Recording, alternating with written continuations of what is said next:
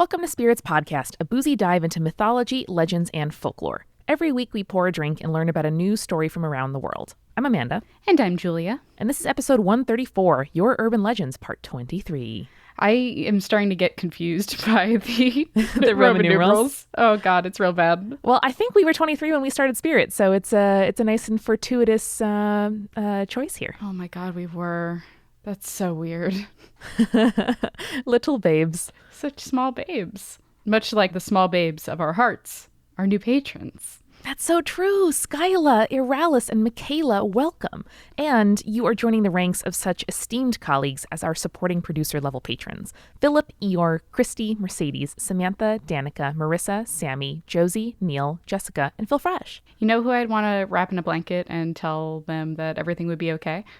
Is that our legend-level patrons and also me? Obviously, yes. Ayla, Kelly, Cody, Mr. Folk, Talia, Haley, James, Jess, Sarah, Sandra, Audra, and Jack Marie. Thank you for your ongoing love and support. We will wrap you in blankets anytime. We put the glow-in-the-dark stars on your ceiling so that you can look up and see constellations. The best. I had those on my ceiling fan when I was a kid, and I loved them so much. I never had them. I wish I had. I was always jealous when I slept over other people's and they had them. Yeah, well, you had like an annex to your bedroom that was like a little library and study, so. I did have that later on in life. That is true. That was the bomb. I was so jealous. Speaking of which, have you been reading anything good recently? Oh my God, yes, Amanda. I've been reading this fantastic book. It's called River of Teeth by Sarah Gailey. That is the most metal book title of all time, and I am so here for it. So it's basically this idea that it's an alternate history book. In the late 1800s in Louisiana, the government almost passed a law where they were going to import a bunch of hippos. Yes. Yes, to one, deal with a invasive plant species, and two, because our meat supplies were really low and like our cattle just weren't doing it. So they're like, cow. We're just gonna, it's the river cow. I think they called it low river beef or something like that. Oh my God. And so this book is basically a alternate history of that, where like this kind of morally ambiguous cowboy squad ride hippos and have a swamp heist. River cowboys, river heist, hippos. I love it. It's also very gay. Yes. I'm going to check it out at the library immediately. Highly recommend. I think it's part of a 2-book series, and it's fairly short. I think it's like novella length. So awesome. I love that so much. And I think you were telling us about that a little bit backstage at the Bell House, which we just performed at on Friday. I feel like I'm still sleepy. I also woke up with the worst cold in the world that morning. So I am just getting there. But we talk about it a little bit in the episode since we recorded this Urban Legends episode the morning of our performance. And we were all so nervous and over-caffeinated. But it was amazing. And we wanted just to thank everybody who came out. Someone had to sign a copy of American Gods. Someone had to sign a copy of Edith Hamilton's Mythology, one of Good Omens. It was incredible. Oh my God. Thank you for bringing those things and being like, yes, these people, I associate these fantastic books with you. Please sign them. I'm like, I'm not Neil Gaiman, but I'll sign your books. So flattering. And I wrote Stay Pasta in someone's book. Like it was honestly a dream. And we're so excited to bring the show to Boston in October to see everybody who's going to be at Orlando, both at Podcast Movement and at our public meetup. So it's so exciting, and trust that we are trying to come to new places in 2020. So don't worry about that. Yes, we've seen your tweets and requests of places to go to, and we'll try to get everywhere eventually. And listen, if you work at a museum, as I know several conspirators do, and you want to bring us out there to talk and have drinks and be boozy, you can do that. Just email us. We're here. Yes, please. The Multitude email? Yeah. info@multitude.productions. You got it. Do it. So Amanda, because we were recording in the morning, but we still wanted to keep things boozy, I picked a local beer that I thought, really kind of worked as almost like a screwdriver kind of morning, like like a mimosa, but beer. Because why not? So I picked the Mango Starfish Ale from Great South Bay Brewery, which one of my favorite breweries on Long Island. Really, really good. And so it's an ale made with mango puree. It's crisp. It's refreshing. It's the perfect morning summer beer. Like if I was going to the beach, morning beer. Yeah. Oh yeah. But listen, sometimes you get up at 5 and you take a boat and then you show up and you have a beer at 11:30. That's fine. Or 10, whatever. It's all good. Live your truth. I love that so much, Julia. And I know that the next time I go to the beach, I will be listening to my maybe favorite podcast, which is Horse. And I know we talked about it before on the show, but this week I wanted to recommend that if you listen to one or two Multitude shows, check out the other ones. We make them so that if you love one, you're going to love the others. And Horse just had an episode with my longtime friend Melissa Anelli, someone who decided to get into basketball as an adult, and talked with her about her experience becoming a basketball fan. And it was just so lovely and relatable because a lot of the Horse listeners, myself included, are getting into basketball and getting into this like new fandom as adults. So I really appreciate that interview. And they also talked about one of the most badass trash talkers in the entire world, this very famous WNBA player. And she is just the most badass bitch. And I want to take notes from her all the time. So this most recent episode, number 26, is a great episode to get into if you want to try out Horse. Melissa Anelli also somehow connected Harry Potter, Hadestown, and basketball all together. And I didn't think that was possible, but she did it, and it's incredible. What more do you need? That's a great endorsement. Well, plug Horse into your podcast player. Enjoy the 3 or 4 horse-related podcasts that come up, but mostly click on the beautiful pink cover of the Horse show by Multitude. Pink and blue, baby. And without further ado, enjoy Spirits Podcast, episode 134, Your Urban Legends, part 23.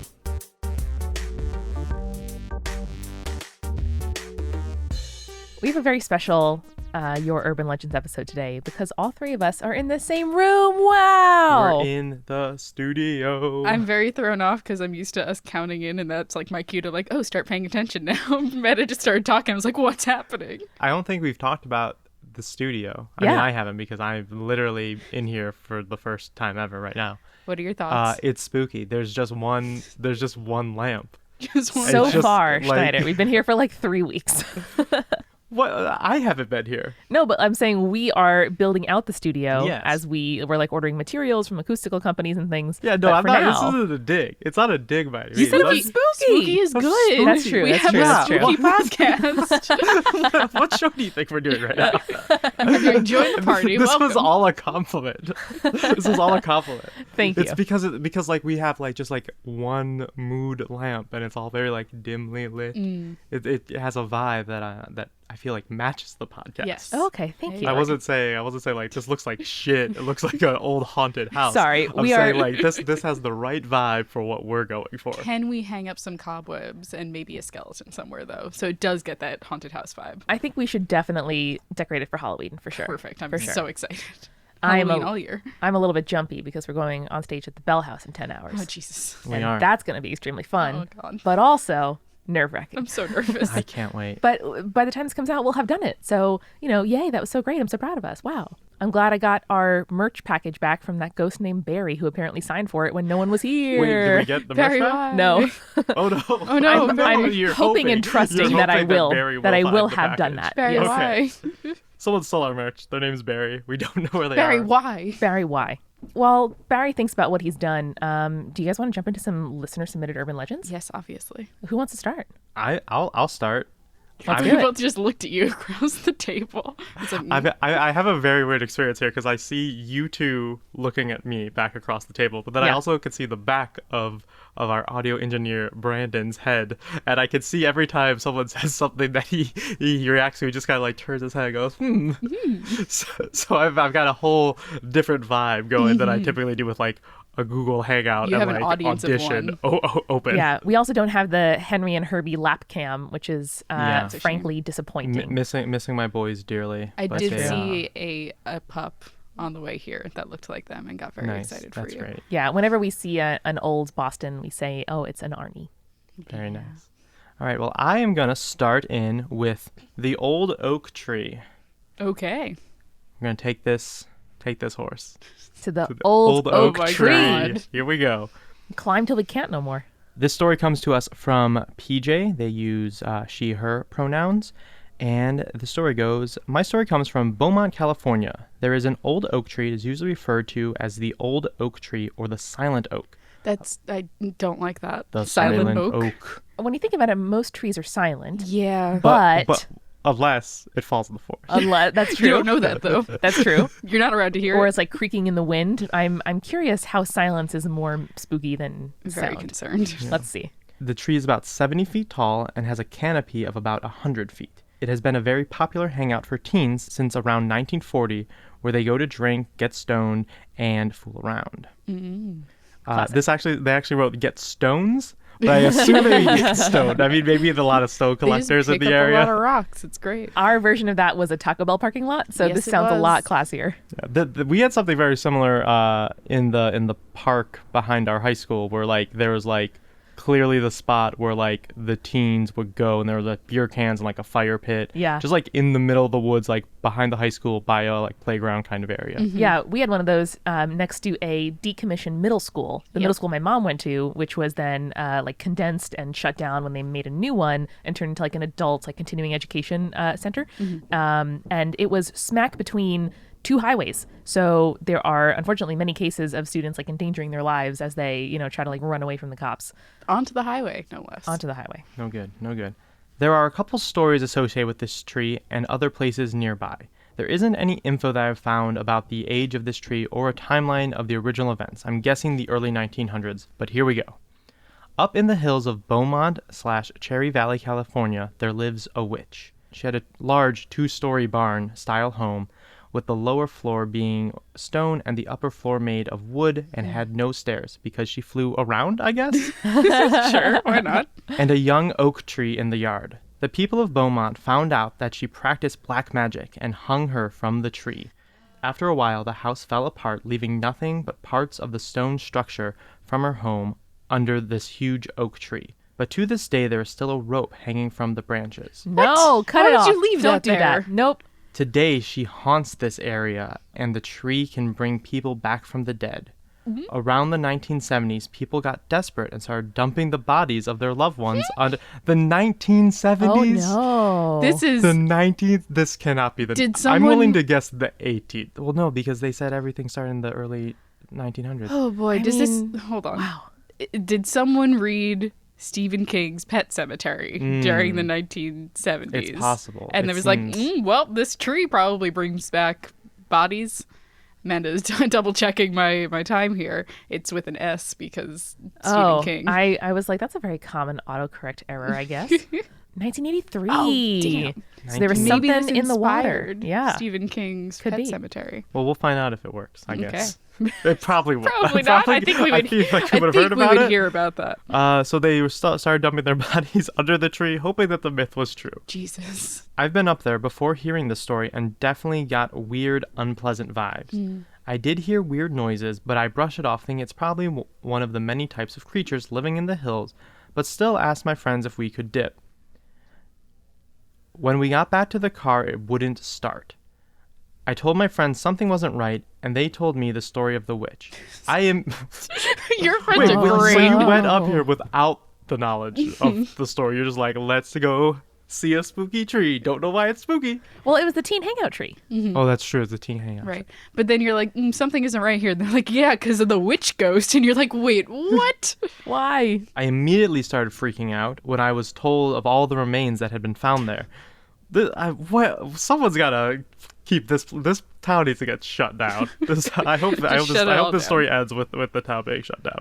We eventually got the car started, drove off in a panic, and hung out at Denny's until we calmed down. Nice. And I have refused to go back ever since. That's a smart choice. Always going to a Denny's. Also, as they say, you don't go to a Denny's, you wind up at a Denny's. That's very true. It's very, very true. Denny's, you don't go here. I've heard stories of orbs and aberrations appearing and a lot of people having problems starting their cars up there. If you're interested, there's a bunch of videos of people going up there at night on YouTube. Don't need that. Of course there are. No, thank you. I've never watched them because I'm super sensitive to watching or seeing anything paranormal, but you should check them out. We appreciate the link, Yes. however. We appreciate that you listen to our podcast, too. Yeah. The stories nearby are Gravity Hill, where a group of teens were driving along when their car broke down not too far from the tree, and the ghost witch became territorial and killed them all. Like, now I'm territorial. Now I'm a mean witch. Now, if you stop on the hill, they will push your car uphill to safety. The other is that 13 steps, which is a staircase to nowhere. Nobody knows when or why they were built. But there are 13 concrete steps that go up the hill on the side of the road, and it's said that if you walk up to the 13th step, the witch will kill you. And now we have a part that I haven't read yet, Uh-oh. Ooh. which I know is usually a no-no, but here we go. It says spoilers. So Okay. so now we're in the spoiler section of the story. Now we're all being spoiled. Go ahead. Knowing what I know about the town's history and physics, Gravity Hill is an optical illusion, and not a very good one because we saw where we were going downhill the second we got there. And the witch's house was in fact a stagecoach station. But I know that the tree for sure is haunted by all the dead people that have been found there. The most recent was in 2015 when the body of a jogger was found in a shallow grave under the tree. Oh, shit. Pretty terrible place to hide a murder with such high foot traffic, if you ask me. Needless to say, I will never go to that tree again. Again, this is one of the more haunted locations in California. From the stories I've heard, go up there around 1 or 2 a.m., no thank you. And if you don't believe in ghosts, you will when you leave. Quite terrifying. Well, Thank that was you. a good story, and I find it extremely endearing that a spoiler for an urban legend is the takedown of verified it. and historical circumstances of the Yeah. urban legend. That's very It's good. the best. So cute. So we're going to go there next time we're in California? Yeah? Definitely not. I mean, 1 or 2 in the morning? I'll look at it from the car Okay. in the day. All right. You guys are no fun. I just like not being spooked. Fair. This is the level of spooky I can handle. Which is a Reading a story about spooky things. warmly lit small room. Yeah. Yeah. Not near a spooky tree. Not as far as I can tell. Well, would you guys like to hear 3 cool supernatural stories from Brazil? Yes, obviously. Yeah. Amanda puts on Well, her good. glasses. This comes to us from Mika, a listener from Brazil. So the first story is actually about my brother from when he was a baby, about 3 years old, that my mom just told me about a few years ago. My mom was a single mom, so she had to leave him with the babysitter during the day while she was at work. One day, the babysitter told my mom my brother wouldn't stop crying when she put him to sleep and kept saying there was someone in his room. My mom got worried and tried to put him to sleep herself. When she was in his room, he started crying and said there was an old man staring at him in the corner of his room. My mom thought he was joking, but he kept saying, he's right there, sitting and smoking. And my mom got really creeped out, of course. No. What my brother saw, we think, was a preto belho. He is an orisha and a good entity, but he kind of scared my brother. Yeah, there's a couple of different, I think, orishas who are associated with like cigar smoking and stuff like that. So that's really interesting. I thought that was really awesome. The second story, more recent. I was coming back from a party with my boyfriend, and it was really late at night. There was no one on the streets. We were chatting next to his building, and when I looked back to the building door, there was a weird figure standing there. I stopped dead in my tracks since I could feel a creepy energy coming from it. My boyfriend looked at me and asked what was going on, and I just said, "Are you seeing it too?" He looked where I was pointing and didn't say anything. We just rushed to the door and got in the elevator. Don't like that. Later, he told me that he saw it too. When I got closer to it, I could see that it was a very tall woman. I would say that she was like almost 2 meters tall, 6 feet-ish. And she was dressed head to toe in what looked like a black veil. Nope. I could see very little from her face, but it was very white and she didn't move at all. She looked dead almost, just standing there. I really had no idea what the fuck that was, and I keep thinking about it. Fair. That's such a mood. You're just like, I don't know what it was, and I keep thinking about it. Yeah. Well, this is the last one. This happened in my best friend's house. She's also a Wiccan, and sometimes when we're together, shit gets chaotical and magical. This was one of those times. We were doing tarot readings and talking about all the weird shit that happens in her house because of all the spirits. She probably said something like, "All you stupid guys here," referencing all the spirits, "could you just fuck off?" Joking about it because she was mad about some weird visions that she kept having. Bad idea, don't talk shit about the spirits. Yeah, don't do that. Correct. After a while, we were in the kitchen having a 3 a.m. snack. These girls know how to party. I love it so much. Love it. Very good. A lot of late night stuff happening. Oh, yeah, in these yeah. stories. I mean, that's when the ghosts What's come what's out. the best 3 a.m. snack? Mozzarella sticks. Like fried Yes, fried sticks. mozzarella I sticks. think cold Chinese food. Cold Chinese. Bowl of cereal is also pretty good. I like a good single fried egg. Oh, All right, Just a interesting. late night fried egg. Producer Brandon is Turned around fully to physically look turned at you. around to give me a stare for that one. I love that the specter of Brandon is now on all of the multitude shows. Yeah, since it's all of very us good. record here. It's very good. No longer is he restrained only to join the party and Yeah. occasional guest appearances. He's been excellent. unleashed like a ghost. So this 3 a.m. snack was happening in the kitchen. We don't know what the snack is, so Mika, please write back and tell us what it was. We were passing in this corridor, and I just looked to the TV room and saw a pile of old hats moving to become a huge dark shadow there's a lot with of a stuff we hat gotta on unpack. top of his head. Yeah, we got to unpack that. Hold on. Let's finish the anecdote. Ready? So, pile of old hats moving to become a huge dark shadow man with a hat on top of his head. Okay. The huge shadow waved at me, and then the hat fell back onto the pile. That is the anecdote. Unpack it. Okay. Pile of hats. Yeah, let's start with pile of hats. How many 'cause that's hats is a definitely- pile? First off, I know this is probably not the case, but I'm imagining a pile of just bowler hats. Yeah, same. Okay. I don't know why. I feel like because it's the spookiest hat. Like Yes. you see like if a ghost is wearing a hat, it's either a Civil War general hat or a bowler hat. As we know from Hill House, bowler hats, very scary. Yes. Yeah. Yeah. So I'm just imagining also a pile of hats, even if they're just There's so baseball many. caps or beanies. Why? Why Just is? why a pile? Pile has to be like 5 or more, right?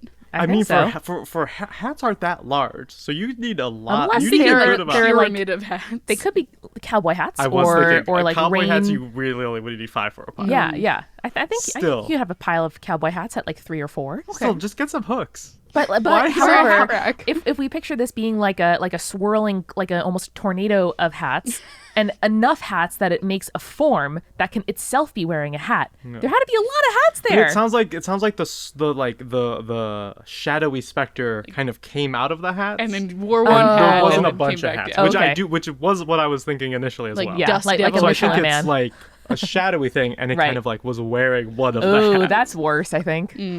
They're both None of bad. it's good. They're both bad. So this wasn't in their apartment. This is in a corridor. In the friend's house, so they were walking down Okay, the so hallway, it's Yeah. in. Okay, looked into the TV room, and then that was happening. I'm there. not convinced this isn't from a ghost, and this story. Because this is like, That Mika, this is Micah an might abandoned be. house that has been Oh. like decrepit for 50 Oh, years. maybe. And this is just some of the spooky stuff that this ghost is getting up to. That could Because be. it's such a strange. I just can't get over a pile of hats. It's very It's odd. very specific. I feel like I've only ever seen a pile of hats in our like family ski like winter wear bin, Yeah. with like a bunch of winter hats that all the kids would like, share. But okay, listen. So Mika, or Micah, I'm not sure how to pronounce it. I'm sorry. Please send us evidence that you're not a ghost. We will put it on the Instagram and make sure that Show us the pile What of if, we can hats. just what if we verify. like we're looking at the picture and it's like clearly a person, and then we post it to Instagram and there's just no one in the picture, it's just in the background. Don't do this to No, us. we would not defraud our listeners like that. But just to finish up the email, Mika says, we spend the rest of the night lighting up candles and burning incense for protection. My friend calls the spirit the Hatter or Black Cloak. Yep. She told me he's in the house for years and a lot of people have seen him, but never someone outside the family. And this sighting was the first time he moved a real object. Oh no. So, Schneider, it sounds like you're a shadow with a hat on it. Sounds right. Hope you guys enjoy my creepy stories. Keep being awesome. Scary. Don't like it. We sure did enjoy them. It's real bad. We sure did. I Please say make bad, sure- but in like the best way. Oh, yeah. But please tell us that you're real. Okay, so I have an email. The title is Creepy Clowns, Murder Train Curses, and Seminaries that are no less than 85% haunted. And it comes from Ducky. Ooh, Wait, love do you say it. seminaries or cemeteries? Seminaries. Okay. Yeah. That's why I picked it. I'm just confused by the Much more interesting. percentage. I'm sure Like a we'll get an I know what an explanation. 85% haunted cemetery is. I don't know what an 85% haunted seminary is. I mean, doesn't matter what the building is. It can Yeah. still be mostly haunted. Yeah. Let's see. So this email comes from Ducky, and he says, I have a few stories from my small hometown. We have a population less than 10,000 individuals. The town was incorporated in the 1830s, and the name is straight up based on the outcome of a poker game. Wow. That's very good. And the best part of these stories is that me or my family is tangentially connected to every single one. Now, I do want to warn you right off the bat that these are very recent, as in the last 20 years, so some as recent as last year. So the lore hasn't really settled yet, and these are amalgamations of the best parts of the different versions. Cool. And I know our favorite thing in the world is things that are too recent. Oh, yeah. No, extremely I scary. don't need specifics. The vaguer these All right, stories, so Schneider, the you better. pretend we're talking about the 19 teens, and Okay. Julia will continue. Okay. Clowns are royally creepy fuckers. Already off Yes, to a great start. that's true. I think we all agree. When my mom was younger, right after my older sister was born, she was babysitting for a family in our town. The kid was about 5 years old. Cute little girl named Sarah, if my memory serves. At this point, since my sister had arrived in the world, my mother's time had become considerably more occupied, so unfortunately she had to quit her job. This story came out about 6 months later towards the end of that summer. According to my mother, the family involved, and the city police records, this all started around the time that my mom left. That is a very good writing technique to be like, this was serious enough that there are city police records. Yeah, for sure. Yeah, I'm here for it. Sarah's parents had a huge house. It was a 3-story old colonial-style house, 6 bedrooms, and a huge finished attic. Sarah's dad turned the attic into a little playroom for his daughter so that she had a place to spend her days playing, where her parents didn't have to worry too much about whether or not she was safe. And when she lost her babysitter, it got even more so. This is going to go real bad real quick, guys. Uh-oh. Just like little footsteps above you? Don't want that. She would spend about 8 hours a day up there playing and talking to her imaginary friends. One of those friends was a silly clown who she said lived in the attic room. Uh-oh. For obvious reasons, her parents laughed it off as an imaginary friend. After all, this was how she talked about him. Over the next few months, her parents heard more and more about the clown. When they would take her somewhere, she would always ask if the clown could come, run upstairs, come back saying that he said he couldn't come along. No harm, no foul. Things started to get really weird one day when her father found her sneaking food upstairs. When he confronted her about it, she said the food was for the clown. No. He told her, "Sweetie, your clown doesn't eat. He's in your head, honey." And she said, "He's not imaginary. He eats. I've been feeding him for a long time." No. And then it's just a key smash in the email. I hate it. The dad immediately went upstairs to the attic. It was empty at first glance, but then he opened the closet door, and there was a man with red hair in a clown costume and makeup. Yep. There's police records about this, by the way. Let me just remind you. Oh, shit. I was like, that's a very good story, but I don't even want to confront the fact that this is a real story. So the clown tried to run, and the dad caught him and called the police, and they came to arrest him. He was put in the back of the cop car in handcuffs. Next level of creepy, here we go. He disappeared. No. 1 second, he was in the back of the cop car. Next, poof, gone. The police went back into the house to keep an eye on it for the next few days while they looked for the guy, but they never found him. So, creepy guy in a clown costume or a ghost clown? Who knows? I think real guy is creepier. Mm-hmm. A few years ago, there was like a video that got shared around social media of like someone like living in like, I don't remember, maybe like Hong Kong or something. Mm-hmm. And like a woman was like living in their crawl space. And like while they were like going out for the day, they like set up videotape and you saw the person like get out and like walk around the apartment and then like go back into the crawl space, like was eating their food and everything. And I'm just like, there was a podcast episode about that too, where it was like this woman, there was a guy living in her... Yeah, there's an episode of Criminal. Yes, there's an episode that's of Criminal. That's also like horrifying. That's one of the most scary things I can imagine. That's is like so scary. Someone unknowingly living in your house. Yeah. It's too creepy. It's too creepy. I would much rather assume a domovoy like moved my cereal box, or whatever, than a freaking person cohabitating. Oh, God. And the whole thing with the dog, like, recognized this person so it wouldn't bark at it anymore. Yeah. Oh my God, it's horrifying. Oh fuck, I hate it.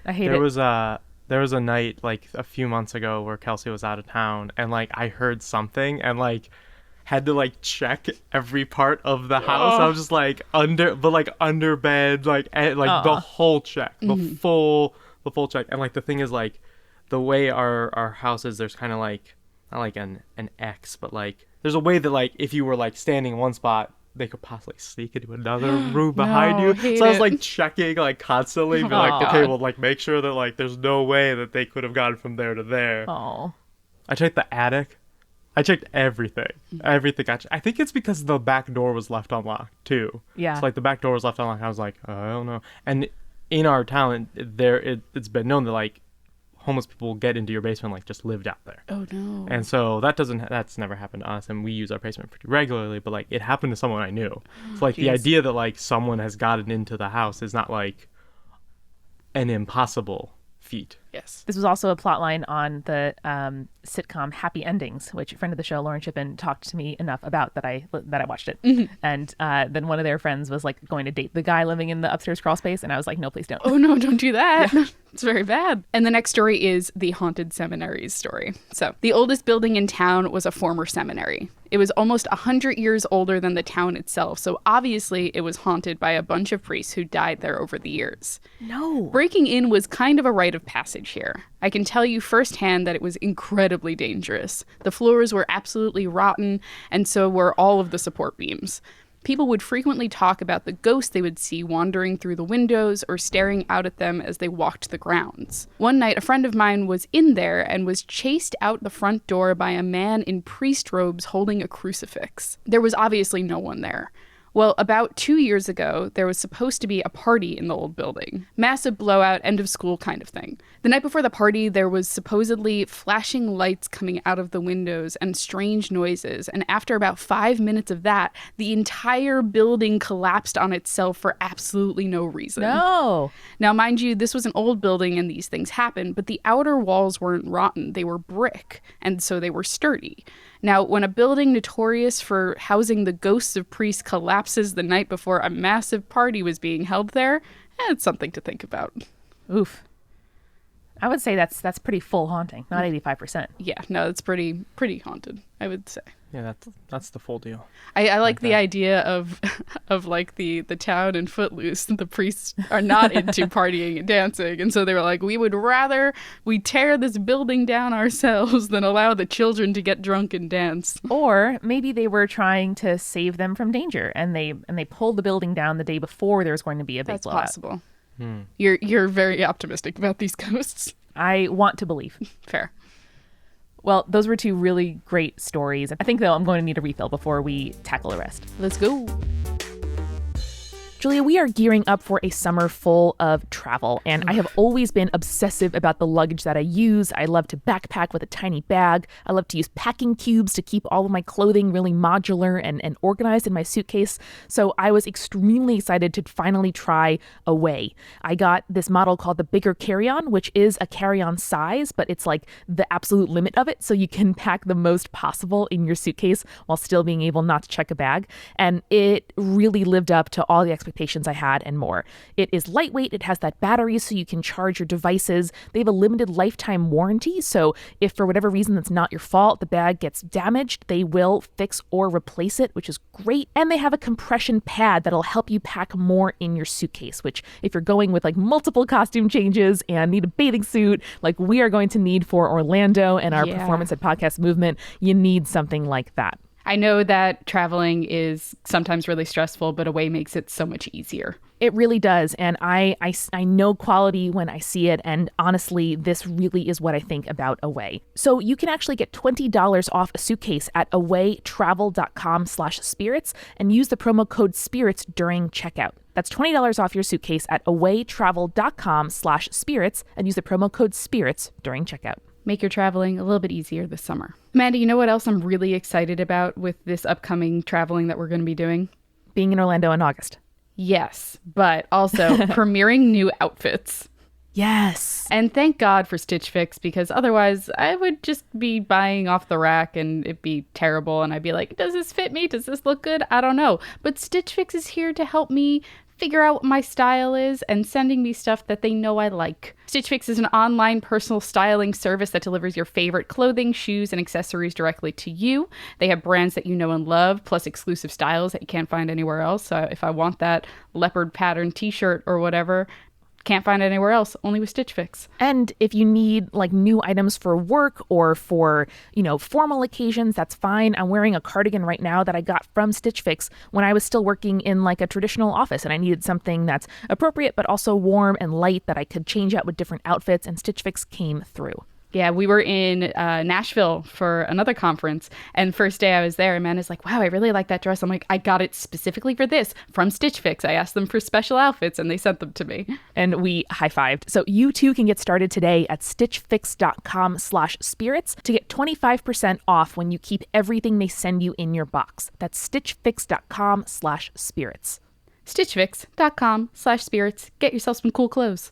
Amanda, The summer of 2015 has been a little rough. I'm very sweaty all the time. Oh no. But it's good because with the help of Care of, I am getting into a healthy routine. I am making sure that my health and wellness is a priority, and Care of makes it super easy to upgrade my health routine. So they have this really, really easy online quiz. It's fun. It asks me about my health goals, my lifestyle choices. It only takes 5 minutes. And then they recommend a bunch of vitamins and supplements that really are supposed to help me with scientifically backed data. That's super important. And I know it makes it really easy to make it part of your routine. So you can get these timed shipments. They come in little packs that tell you when to take it each day. That way you never forget if you took it yesterday or not. Yeah, and with someone with bad executive dysfunction like me, having a little packet to remind me to take my things that I should be taking that make me feel better, it's a good idea. Also, I have noticed that they have a bunch of different vegan and vegetarian supplement options. So some people like the whey, some people like other plant-based protein. So they have all of these options for you depending on what your dietary needs are. And I really appreciate that because a lot of people don't think about that in health and wellness. But Care of, it's got your back. It's here to help you out. That is the Care of difference. And I know that our listeners can go and check that out for themselves and get 25% off their first Care of order at takecareof.com with the code SPIRITS. Yep, again, that's 25% off your first Care of order by going to takecareof.com and entering the promo code SPIRITS at checkout. Thanks, Care of. Now, let's get back to the show. Our next urban legend comes from Camille, who titles her message Slightly Unfortunate Adventure on a Mystical Mountain, featuring spirits and leeches. Ooh, I love leeches. I don't know why. Leeches are always kind of love leeches? In the way that they creep me out. Okay. All right. Camille begins her message with Philippines, 2019, and then an M dash, like it's an AP press release, which I extremely enjoy. Yes. All right. We kids in the Philippines grew up with tales of Maria Makiling, the guardian spirit of a nearby mountain and lake. Mount Makiling, named after the crooked/rugged terrain, very original, is a dormant volcano in the provinces that neighbor the capital, Metro Manila, where I live. Maria Makiling is probably the most mainstream local legend. Before Spanish occupation, people were already venerating her as Dayang Masalanta. I'm trying my best here, y'all. Which means Lady of Natural Calamities. Ooh, same. That is such a good name. She could control the weather, so you were supposed to respect her. Fair. She was also supposed to be an antique. Also, she's a lady, so just respect her. Be respectful. Regardless of her superpowers. Respect every person, regardless of gender. Okay. She was also supposed to be an Anito sent by the supreme god Bathala. The closest thing I can think of in recent pop culture is Tafiti in the movie Moana. Okay. She's been a Maria for hundreds and hundreds of years now because of syncretism. I find it fascinating that the legends haven't changed their shape much, though. In 1890, local writer Jose Rizal wrote this, and then we have a link, which we'll put in our Patreon show notes, essay with stories from locals. He lived around the area and was into nature and writing. Most stories were just distant sightings of a girl in white bathing in streams or running impossibly fast over the tops of tall Carabo grass. Cool. Creepy AF. Some stories were more fantastical. Someone knew someone who Maria fell in love with, and so on. I love people who fall in love with ghosts and or spirits. Me too. Rizal did remark in the end that no matter how much he explored, even summiting the mountain once, nothing have I seen, nothing have I heard. I read that essay, though, after we got into a spot of trouble on the mountain. Around last year, my friends and I got into hiking, and when you take hiking and camping even slightly seriously, you know you have more things to worry about than the supernatural. The supernatural has to take the back seat. Hell, it's thrown out the window. Besides, the concept of Maria Makiling was to me much too common worldwide. Bootylicious and bootylicious curves, bam, that mountain's a lady. Camille, I love you. Still, in February this year... Look at those peaks. Oh no, Julia's crying. It's really funny. Can you read it again? Just start back from there. I can. Just because I know people want to back it up and hear it again, so might as well just say it. Boobylicious and bootylicious curves, bam, that mountain's a lady. It's so good. Just as good the second time. Just as good the second time. Excellent. Well, in February of this year, Camille was hyped to finally see the legendary place. At 11 a.m., we were near the top of the mountain, walking along its rolling ridge. Its curves. If conditions remained ideal, we would reach the summit within 2 hours. From there, it would take around 3 hours to descend. Conditions, though, did not remain ideal. Oh, no. Our friend sprained first one knee, then the other. Oh, no. Ouch, let me just say. We were a party of 9. 4 went ahead so that the forest rangers below could be informed that there was trouble along the trail. 5 of us remained, including the injured guy, to do what we could and camp if we had to. McKeeling's famous crown of clouds began to form, and soon we were shrouded in mist. This meant many things. It was cold and wet in a dense tropical forest. It was dark and confusing. The leeches went wild. The path became intensely muddy and narrow. And worst of all, we couldn't use our cell phones. There was no signal. The 2 boys were dragging the injured guy along, and us 2 girls were slightly desperately forging ahead to see if we were still on the path. I just knew what we were going to be asked when we finally got down. What the hell did you do to make the mountain that mad? We reached the summit at 6 fucking p.m. and created a makeshift camp out of 2 tarps in the shelter of a few trees. That is when we found out why A, McKeeling is the lady of natural calamities, and B, camping is no longer allowed on the mountain. Oh no. We were constantly on the lookout for pit vipers. Same. I feel like pit vipers should have been the thing that you talked about in the body of the email. Oh no, the leeches come back. Don't worry. Oh, good. We were constantly on the lookout for pit vipers. The other girl blew a bloody leech out of her nose. There we go. Oh, out fuck. of her No. nose. No. Oh fuck, Out we all of her said. nose. Except the one guy who was falling unconscious from the cold. Oh no. And yes, it was so damn cold he was falling asleep. He hadn't been sleepy earlier. He didn't even want to get up or open his backpack for his cook set. None of us were supposed to be sleepy yet. His murmurs about it being so cold just 5 minutes were what spurred me to jump up and stomp around the mountain clearing looking for a signal, which thankfully I found on one tiny spot. Flicking windswept leeches away from my face, Windswept leeches. I rapid fire messaged everyone I could our location and situation. Oh my god. Just This is extremely Leeches bad. flying through the air. It's like locusts on the wind. Like I hate it. I hate it. locusts don't attach themselves to you if they get to you. That's though. true. We were in a tropical country just 1,090 meters above sea level and so very close to the city. Sure, McKeeling has its own personal microclimate, but it would still be the most embarrassing thing to die of hypothermia here. Rescue arrived at 8 p.m. We touched base at 1 a.m. The injured guy who was being supported got to safety at 3 a.m. Those hours of downhill hiking in the mud and mist and dark were, frankly, more mentally than physically draining. One rescuer told us it would have gotten colder and colder closer to dawn, which was very dangerous. One of their last rescues even had a tent, but once they got there, it was still too late. Most of the downward trek, the trail was so narrow we had to go in single file. The wind, you may know, has a way of changing pitch or whistling when going through narrow passages. I was in one such narrow passage, in a sort of 10-foot deep trench, when the wind did just that, but with frightening specificity. Uh-oh. Camille, said a woman's voice in a sort of stage whisper. Camille, it repeated, then became unintelligible. That, by the way, is my name, unless you forgot. Oh, Camille, no! Many thoughts held hands and danced around my head with lightning speed. I love that image so much. Yes. It's adorable. I'm sure it's so good. All right.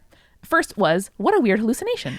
Then I thought, how consistent. It's hard to pronounce the L sound in my name, especially at a low volume. And that was how my name was whispered. Very human. And then I thought, well, I'm in a trench and I'm cold and I'm tired. Whatever. Fair. So I said, loudly and brightly, announcer style, funny how the wind can sound like a human voice in narrow spaces. My husband, who is several feet behind me, grumpily said, what? And I said, never mind. Being about 10 to 20 feet apart, the first guy, myself, and my husband were each sort of alone. A mistake in retrospect. 30 minutes later, my husband was shouting, Camille, what? What did you say? Nothing, I shouted back. But it was a woman's voice saying my name. Oh. I stopped short and decided we should all stay closer together.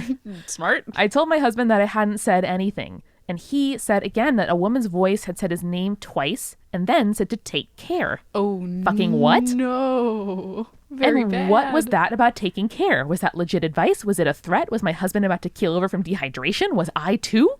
Oof. The girl we were with came along with our designated ranger. To add to my confusion, he acted like it was normal and counseled us not to listen to the voices. Oh, boy. The voices, no please. Jeez. It was probably Maria, the ranger said. He added that he'd seen her once or twice from a distance. She usually sat on rocks in streams. She had luminous white clothes and long black hair. People never really saw her face. She was always sort of looking away from them. But he assured us that when you saw her, you just knew that she was beautiful. You just knew she had a beautiful face. And that really touched me to the core. The place was beautiful and overflowing with life. The ferns, the flowers, the animals, the endless trees, the mist, the distant sulfur pools. It condensed into a spirit that never showed you its face. It would surely be nothing but beautiful. Except for the leeches. The kind found on Makiling and many other Philippine rainforests is called the limitic, blood leeches, which, Yep. okay, they would leap off leaves and trees onto your skin. Oh my God. They want, okay, little medical warning here, y'all. They want eyeball blood, so we had to look at each other every now and then to check. Oh my God. They like cold, dark, and wet, exactly like Dementors. Oh my God. So in the chill and misty night, they were practically raining down upon us. Just looking at Eric's face right now. He's looking away and he's very sad. He's closed his eyes. Here's the thing.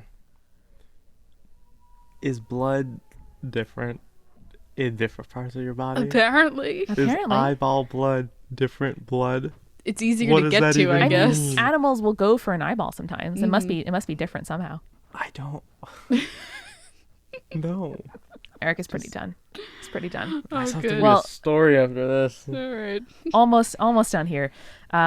So much like Dementors, they like the chill and misty night, but you couldn't ridiculous them away. You couldn't stop walking. I stopped to pee once and I was deathly frightened they'd get me in the vulnerables. Is it bad that I need to point out that that's the wrong spell to cast off Dementors? Oh, that's Boggarts, isn't it? Yeah. Yeah, well, you can't expect to Patronum them away either. They're not all that harmful, but they do inject a mild anesthetic into your bloodstream. So and you the can't bites, feel them. Exactly. They aren't painful, but dealing with them is exhausting.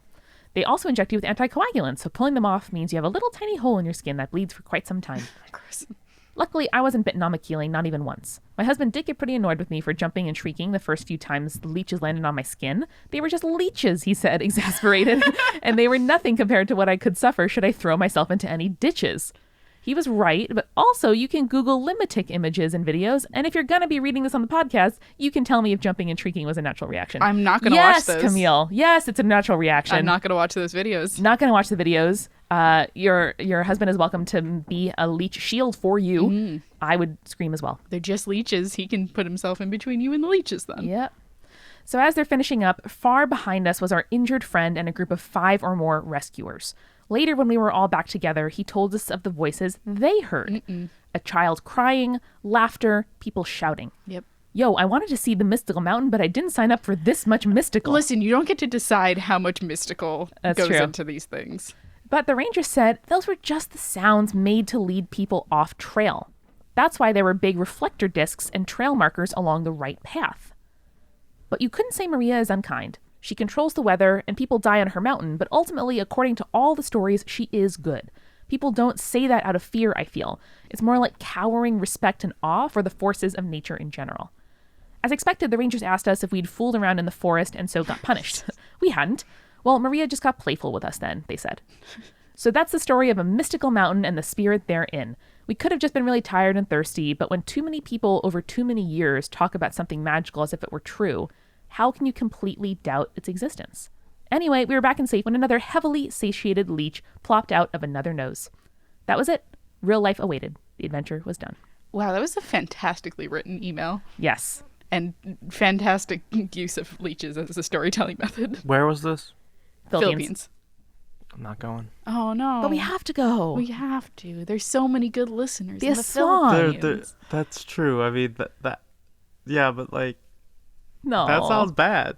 All of that sounds very bad. This is the most scared I've seen Schneider. Ugh. I don't like it. I just don't like. It's like the opposite of. I'm gonna wait. I'm gonna take a sip. I don't want to say something too funny. Okay, I'm done. Thank you. It's like the opposite of like when you accidentally like snort orange soda off your nose. It's like this is like the exact antithesis of that in terms of unpleasantness, and that's extremely unpleasant. It's the worst nosebleed ever. It's just I don't know. Or is it a very efficient nosebleed where you just bleed out the one leech and it has taken all No, the blood? but they said when the leech falls off, you're still true. bleeding. Yeah, because it's, the I don't. I also just don't like a thing coming. Yeah. No. Yeah.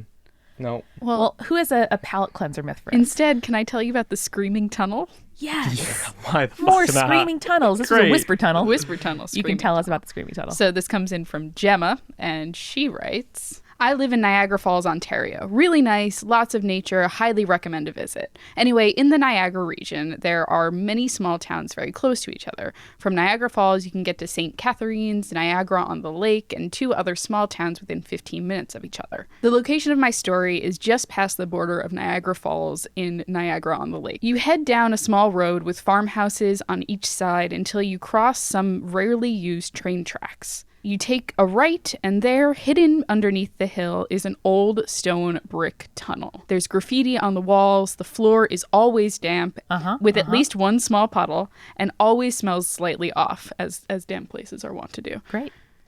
If you were to go through this tunnel, you can climb up the grass-covered hill to the train tracks, where I almost got hit by a train once, but that's a different story. No. The whole place has always had the vibe of being not right. I don't know how to explain it other than the hair on the back of your neck stands up and it feels like someone is watching you. This is the story of the Screaming Tunnel. I'm picturing the tunnels from John Wick 2, just so we're all on the same page. Cool. Gotcha.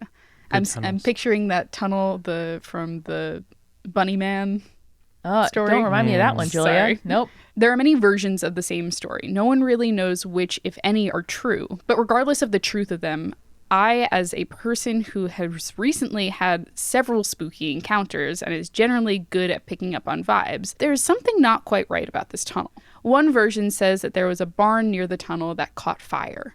A young girl who had been in the barn escaped, but her hair and clothing were on fire. The tunnel had not yet been built, but a stream ran through the place where the tunnel would eventually stand. She ran to it, attempting to quench the fire, but her burns were too severe and she died there, laying in the cold, shallow water. I always pick the spooky ones, I'm sorry. Another form of the tale maintains that the girl died by fire, but instead of a barn fire, her father dragged her down to the tunnel and lit her on fire himself, apparently because he lost a custody battle for her and was angry and jealous. Yikes. No matter which version of the origin story you believe, the outcome is always the same. If you light a match at the center of the tunnel, you will hear the girl scream and a gust of wind will blow out the match. I like that. I myself have never attempted it, but I have no particular desire to hear it. Also, if any of the stories are true, I'd prefer to let her ghost rest instead of purposefully antagonizing her. Thank you, Gemma. We appreciate that. Smart. And yet, despite the bad vibes and the hella creepy story, a large amount of Niagara region's teens and young adults inevitably end up hanging out near the Screaming Tunnel, whether it is to do a photo shoot or to light a fateful match, which we had a place like that, the old waterworks on the island, where everyone would go take photo shoots for their bands. That is true. At least 2 bands we know. They tore it down a couple of years back, but it was very cool and covered in graffiti. I'm 20 and still end up there with my friends, although you'd think a ghost and nearly getting hit by a train would be enough to keep me away. If you'd like to see some of the photos of the tunnel and the train tracks, let me know, and I'd be happy to send them an email or send them to your Instagrams. I would like to see pictures just because creepy tunnels are my jam. Totally. Thank you for reading my story. I have many more like it where I come from, so if you'd like to hear from me again, please let me know. Thank you, Gemma. I would love to hear more stories from you. Thank you, Gemma, and good instincts, except for the part where you go back to the spot where you almost got hit by a train. Yes, that was very scary. Please be careful. Please be careful. We love you. I've got a story to end us on. No, that sounds like it's going to kill us. No, we're all going to die. I have a story to end us. I have a story to finish this episode with. Great. It's called Ghost Cat. This comes to us from Caroline, and they write, "Hi, Julia, Amanda, and Eric. There you are. I'm a new listener, and I love your show. I am writing to tell you about my little ghost encounter." Don't like the way that's described at all.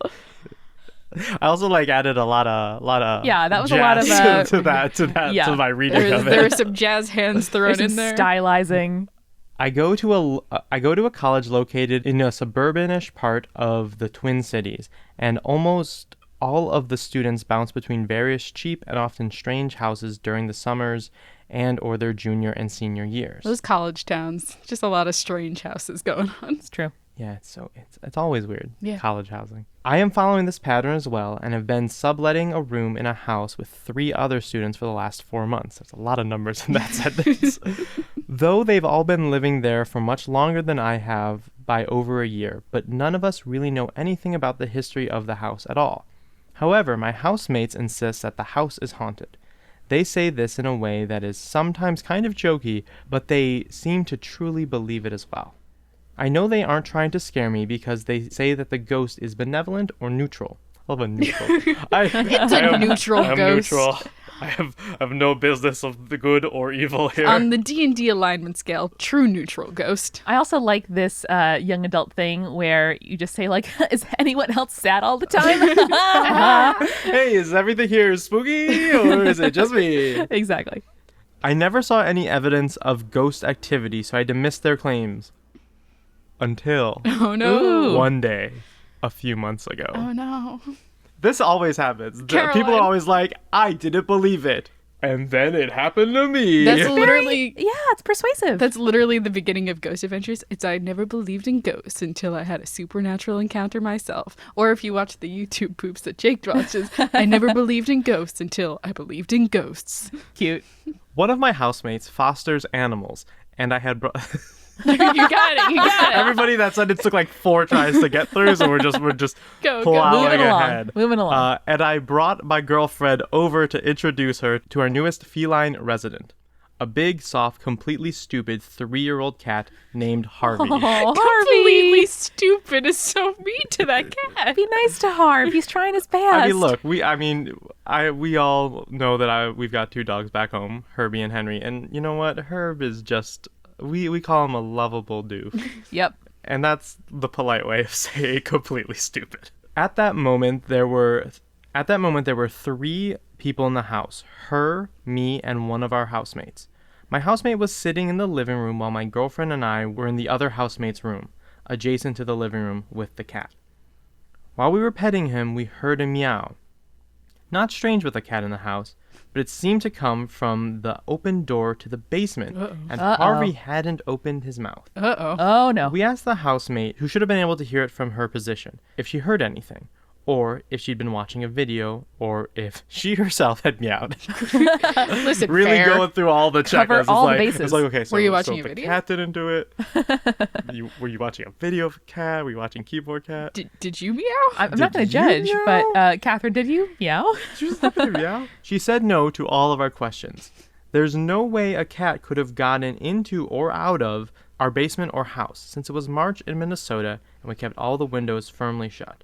Fair. We've also never seen or heard any outdoor cats in the neighborhood, and the sound clearly came from inside. Sounds like a ghost cat. This is perhaps a bit of a bummer, but on the bright side, we have one cat right now who has 4 kittens. So our ghost cat Aw. has plenty of playmates. Aw, okay, Cute. better. All Good right, ending. all right, you remedied it. It brings it back. It Caroline, brings it back. good It brings job. it back. I love the idea of a ghost kitten, though. Like, we've had ghost cat, Yeah. but a ghost kitten who can play with the other kittens. That's very So sweet. cute. And like there to teach it things. Yeah. And like play around with the Yeah. litter and like stuff it, like that. they wise up, but they're also still a kitty. Oh, I like that a lot. Cute. Well, everybody, thank you so much for sending us your urban legends. We love reading these. And if you sign up for our Patreon, you can actually get a whole additional bonus Your Urban Legends episode every dang month. We're about to record that, and we are so excited that we can still read your emails and hang out with each other and argue about ghosts. Yep. Yes, and remember, listeners, as always, stay creepy. Stay cool. Thanks again to our sponsors. Stitch Fix is an online personal styling service that delivers clothes, shoes, and accessories to fit your body, your budget, your lifestyle. Get started at stitchfix.com/spirits for 25% off when you keep your whole box. Away is a suitcase company who makes our new go-to products for travel of all kinds. Get 20% off a suitcase by going to awaytravel.com and entering the code SPIRITS at checkout. And Care Of is a personalized vitamin service designed to fit your life and body. Get 25% off your first order at takecareof.com with the code SPIRITS.